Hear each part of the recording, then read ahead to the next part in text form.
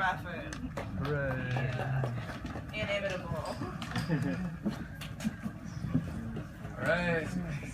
Nice to be here. The Opiate looks great. Thanks for reading stories and poems. Yeah. This poem I'm going to read is not in the Opiate. I just wrote it. Curveball. I've got a few others, and then I'll read the one that's in the magazine. This one is called The Ostrich. The Ostrich.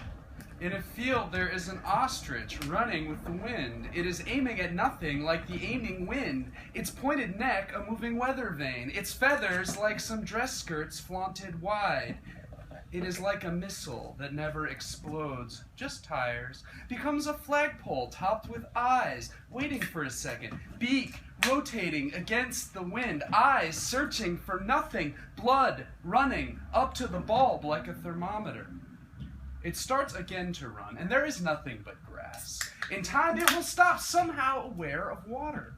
Its needs registering indifferently, with no thought. The future is only moving again, endlessly. This plateau is streaked with tracks. Its unworn dirt is worn by claws, propelling the bird, clumps of inedible grass. It heaps, piling up, like cities, as the ostrich streaks heedlessly on a plain of endless day.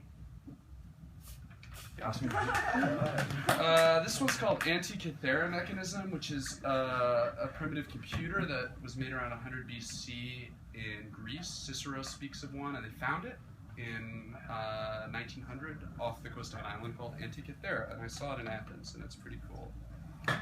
Antikythera mechanism.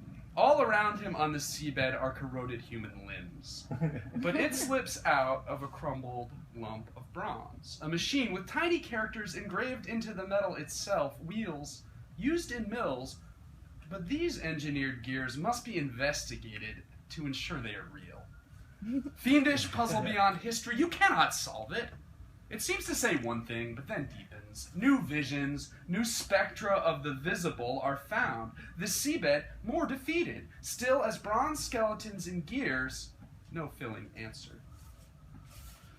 This one is called Bog Burial. In Ireland and Scotland, they used to, if the king did a bad job, they would murder him and chuck his body into a bog, which is...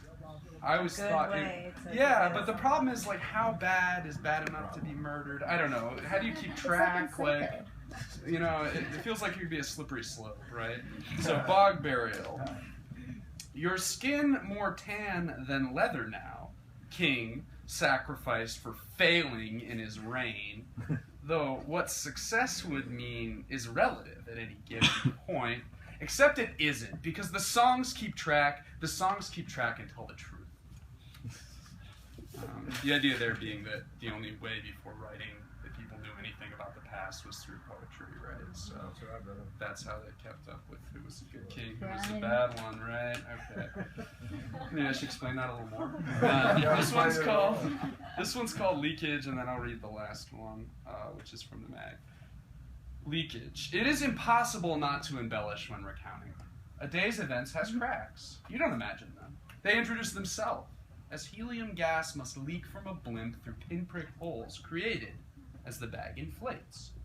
A good blimp pilot must anticipate this leakage when he sets out on his voyage, photographing sporting events, or even when it's just a joyride, when he takes her off her mooring and flies to Vegas for the weekend. Okay, this last one is The False Friend, which is in the mag. It is about a time I went to camp in Germany in the 90s. It was awesome. Like the rest of the 90s. Yeah. What kind of camp was it? It was a learning German camp. Yeah, it was called, they had a t-shirt that said, Deutsch lernen macht Freund, which means learning German makes friends. No, it was in Baden-Baden, which is, you know, kind of dark in this way. There was a giant statue of Bismarck there, I remember. Anyway, The False Friend. Yeah, I was about 16 or 17 when this happened. I arrived at the Frankfurt airport in 1998 and immediately on landing met a fellow language camper called Q, who was a con man, as it turned out, over the course of those 3 weeks. He said he was in training for professional Major League Soccer in the States. Kansas City, he averred, where he'd play once his weeks at language camp were finally over. His Puerto Rican flag bumper sticker always led the cops to mess with him, he said, though even then I could plainly tell he wasn't what he said he was at all. I later learned he was, in the nature of things, Iranian.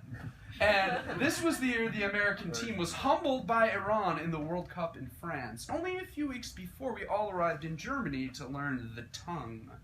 There had been much talk of the Great Satan, in the run-up to the match, and Q clearly felt it best from then, perhaps from always, to conceal his ancestry from us, his fellows, to hide behind a screen of athletic prowess.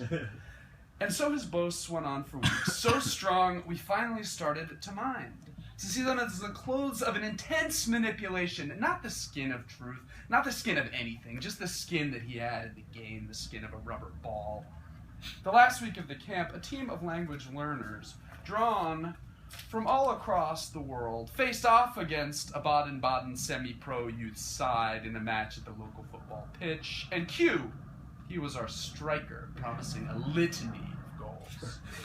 Sitting in the stands with my English friend, it occurred to me the rareness of the spectacle I saw unfold.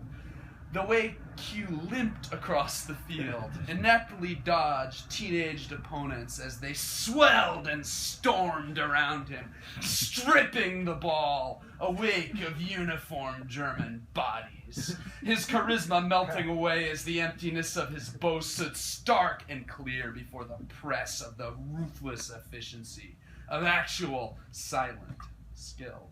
I couldn't help but remark, sitting in the stands, it's as we've always said. The man's a fraud. And word of this got back to him, of course, and later in the dark he confronted me, my hand resting on the new-bought butterfly knife in my pocket, waiting and ready for a veiled attack that never came. I just thought that we were friends, man, and then I hear you're saying things about me in the stands. I'm disappointed in you. Friends don't do that to each other. Not where I come from.